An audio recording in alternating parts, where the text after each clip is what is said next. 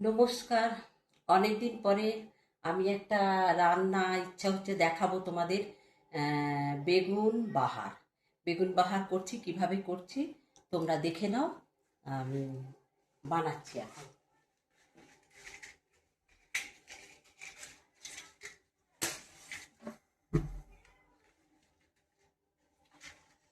আমি বেগুনটাকে এখানে ভেজে রেখেছি। এখানে দই আছে, এইটা সর্ষে পোস্ত কাঁচা লঙ্কা বাটা আছে, আর এখানে নুন চিনি আছে। এটা হচ্ছে দই, এইটা হচ্ছে সর্ষে পোস্ত কাঁচা লঙ্কা বাটা, আর এটা হচ্ছে চিনি আর লবণ, এটা রাখা আছে। আর এই বেগুন ভেজে রেখেছি, কেননা সব কিছু যদি দেখাতে যাই ভিডিওটা লম্বা হয়ে যাবে। তাহলে আমি এখন এই তেলটা গরম করছি। এটার মধ্যে কোনো মশলার প্রয়োজন নেই, কিন্তু এটা খেতে ভালো। বাঙালি অবাঙালি মানে সবাই খেতে পারে। ভাত, রুটি, পরোটা, যে কোনো জিনিস দিয়ে এটা ভীষণ ভাল লাগে।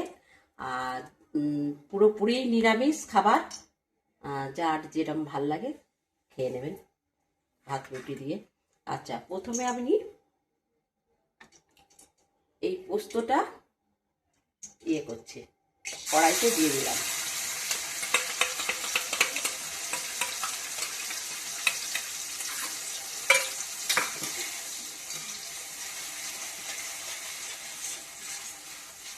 এবারে আমি নুন চিনিটা দিয়ে দিলাম।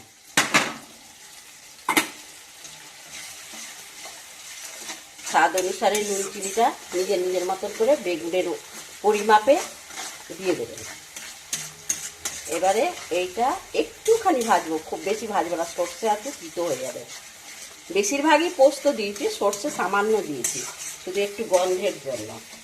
এবার আমি এটার মধ্যে এই দইটা কিছুটা দেবো, পুরোটা দেবো না। এখানে 200 গ্রাম দই আছে, 100 মতো আমি দিয়ে দিলাম।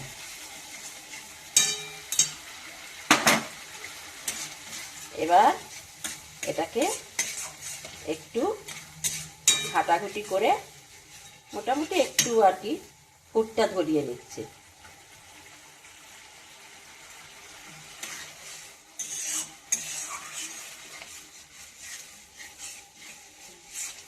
আচ্ছা, এবারে এটা ঘোলটা মানে পুরোপুরি মিশ্রণটা হয়ে গেছে, কেন এখানে সর্ষে আছে, পোস্ত আছে, খুব বেশি ভাজা লাগবে না। এবার আমি বেগুনগুলো এক এক করে সাজিয়ে দিয়ে দিচ্ছি।